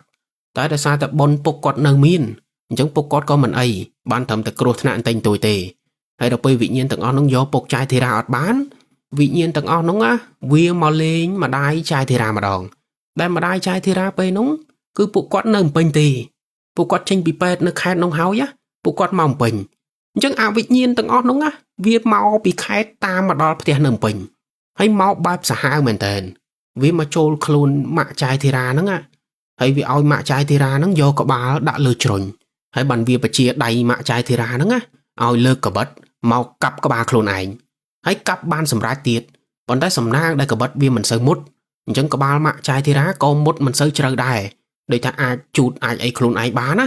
chẳng ai chốt môi nó cứ xả hai mình tên bóng bốn sầm máy rút phiêu khôn ảnh từ đôi ta dương cho từ trực ran đầm bây do tật phật còn ta dương từ đó lên khơi mai khôn ảnh đã có bà lơ cả trốn hay lơ cả bật mọc cặp có bà khôn ảnh bóng bốn sầm máy rút phiêu môi nó xả hai cái nè xả hai chiên khơi không tiệt hay mình đang chỉ trai thì ra bây nó quạt keng quạt sọc là bếp mấy chứ bị phú vì lươn pe chứ đôi ta mà đó khơi mạ quạt lơ cả bật mọc cặp có bà khôn ảnh bạt hỏi chẳng quạt tới ham có ham mình to á vậy là mạ quạt cặp có bà khôn ảnh bàn mà đâu nó bàn quạt trâu tới chắp trâu tới ấy tới hay sợi hai bục quạt để cây nó lơ nó ao cho mà chui hay cho mà chuối bàn mà đai con giấy bịa mà clear máu chúc ba mình tên mà quạt sợi mau tha phụ hải cầm tích tè bỏ ảnh chẳng phụ hải có thử từ miền tè nơi đôi kia đôi tao vị nhiên tao ăn vì trong ôi khổ xa nâng nơi nâng ọt ba á vì mà thua ở dương cái đây cả hai miền rương ni rương nu cát lá á vậy tao vị nhiên tao ăn nâng cọ mình tên chẳng sẽ đáp hỏi cái đây cả hai mong nhom vậy mình vì bố nhom cái tha dương rồi nơi phục mình nữa chẳng tè đây để dương tính miền mua miền phẳng cam mà sật bao dương trầm trời chẳng ọt miền ana mau chơi chuyện dương ấy xong bây ta chỉ niên tè cả đâu giống vậy men chỉ niên tè cả đâu trong nơi tè nắng thử ta chui kia ọt miền hưởng chơi không nở cứ dương chi mà cha tè từ mưa phẳng từ đằng này chẳng đó bây giờ hưởng đi hỏi không mau vì mau đinh dương tranh biệt tè đang để dương chi mà cha sẽ đáp hỏi cái đây cả hai mình tên hay dương thua ấy vì ọt bán á chẳng bộ bốn cất mơ từ vì chư chạp cầm rật nà hay rương ní cổ vì chỉ mê riêng mũi sầm rạp bốc trái thì ra đài đại chiêm mà nữ ọt chưa sao chiêm mà nữ đạch hàng ca xong bây ta chiêng phép tha quát lẹ bị lơ rồn tia đại xa tầm miên đáy khmau mà chạp chương quát có bốc quát ọt chừa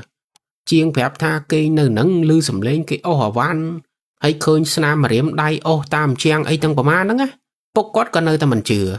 chứ anh có chỉ mê riêng mũi đấy na sầm rạp mà nước mình chưa chứ mình kê tay thành giấy tha dương của tại chưa anh tết ăn tết tư cũng ót chưa sao vì bố ót chưa sao cậu vì mình chỉ rừng lo đài tại bà tha chưa biết cậu biết ót lo đôi kia chứ của tại hạ sấp á chưa khla ót khla tư cũng đại hàng cà phê giờ rừng ní có chỉ mê riêng đó là muối sầm rạp nẹt đá mình chưa sao đối bọc trái thì ra chẳng hay anh ấy bê khỏi máu á về khỏi mau về để cọt chlong cắt hạt ca nâng hói trái thì ra cọt lư đầm nâng nè để nơi khai nóng cọt tham miên nè khá về để thưa đầm na cắt để bộc cọt tình nâng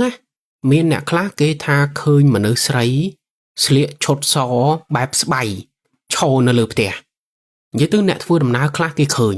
ហើយគេឃើញគេអត់ដឹងទេថាមនុស្សឬខ្មោចគ្រាន់តែថាគេឃើញនៅកន្លែងល្ងិតស្ងាត់ចឹងណាចឹងអ្នកដែលឃើញក៏គេអារម្មណ៍មិនសូវស្រួលដែរអញ្ចឹងអាដំណឹងទាំងអស់ហ្នឹងវាកាន់តែច្បាស់ទៀតហ្នឹងមែនទេថាស្ត្រីដែលស្លៀកឈុតសស្បៃហ្នឹងមិនដឹងថាគាត់ជាអ្វីទេគាត់ជាម្ចាស់ផ្ទះពីមុនឬក៏គាត់ជាម្ចាស់ទឹកម្ចាស់ដីឬក៏គាត់ជាមេនៅតំបន់ហ្នឹងឬក៏មិនដឹងគាត់ថាមានមនុស្សឃើញគាត់ច្រើន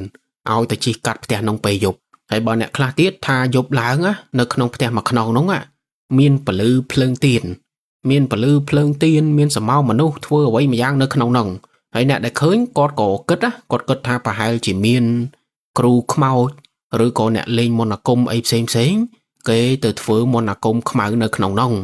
ដោយសារតែអ្នកលេងមន្តអាគមខ្មៅគឺគេចូលចិត្តណាស់ឲ្យតែកន្លែងណាមានខ្មោចមានវិញ្ញាណច្រើនហ្នឹងគេចូលចិត្តណាស់គេនឹងទៅធ្វើពិធីមន្តអាគមឬក៏ហៅខ្មោចហៅអីទៅព្រើទៅចិញ្ចឹមទៅអីចឹងអ្នកដែលឃើញគាត់គិតអញ្ចឹងគាត់គិតថាប្រកាសជាមានមនុស្សលួចចូលទៅធ្វើពិធីមន្តអាគមខ្មៅតែអ្នកដែលឃើញគាត់ចាប់អត់បានទេថាជាពីណាគេអាណាគេដែលចូលទៅលួចធ្វើអីហ្នឹងគេចាប់អត់បានទេគេឃើញតែពលឺភ្លើងទៀនឃើញតែមនុស្សដើរទៅវិញទៅមកឃើញតែប៉ុណ្្នឹងទេណាមួយមិនមែនផ្ទះគាត់ផងគាត់មិនសូវខ្វល់អញ្ចឹងអាទាំងអស់ហ្នឹងគ្រាន់តែជាដំណឹងឬក៏ពាក្យចចាមអារាមដែលគេនិយាយតគ្នាអញ្ចឹងទៅចាអាហ្នឹងហើយក៏ជាហេតុផលមួយដែលធ្វើឲ្យផ្ទះមួយខ្នងហ្នឹងលក់អត់ចាញ់ចុះបានអីលក់ចាញ់បើគេឃើញអញ្ចឹងគេឃើញហើយគេនិយាយតគ្នាអញ្ចឹងម្នាក់ចេះតែខ្លាចទៅអត់មាននរណាមកទិញទេអញ្ចឹងផ្ទះហ្នឹងទុកចោលរហូតមកដល់រាល់ថ្ងៃហើយហ្នឹងឯងរឿងរ៉ាវរបស់ចៅធីរ៉ាគឺមានតែប៉ុណ្្នឹងទេចឹងខ្ញុំសូមបញ្ចប់វីដេអូតែប៉ុណ្្នឹងចឹងបងប្អូនស្ដាប់រឿងនេះហើយមានអារម្មណ៍បែបណាក្តៅក្រហាយឬមួយក៏មិនសុខចិត្តឬមួយក៏មានមតិយោបល់អីចង់បញ្ចេញអាចខមមិនលេងនៅខាងក្រោមបានឬក៏បងប្អូនសាកបញ្ចេញគំនិតខ្លួនឯងណាថាបើសិនជាបងប្អូនជាម្ចាស់ផ្ទះមួយនោះតើបងប្អូននឹងយកផ្ទះនោះទៅធ្វើអីឬក៏ធ្វើរបៀបម៉េចដើម្បីឲ្យវាល្អប្រសើរជាងនឹងអញ្ចឹងណាចឹងជួយខមមិនលេងម្នាក់តិចមកហើយហ្នឹងហើយអរគុណច្រើនសម្រាប់បងប្អូនដែលចំណាយពេលវេលាដ៏មានតម្លៃស្ដាប់វីដេអូនេះតាំងពីដើមរហូតដល់ចប់ជួបគ្នានៅដំណើរខ្មោចក្រោយៗទៀតបាយបាយ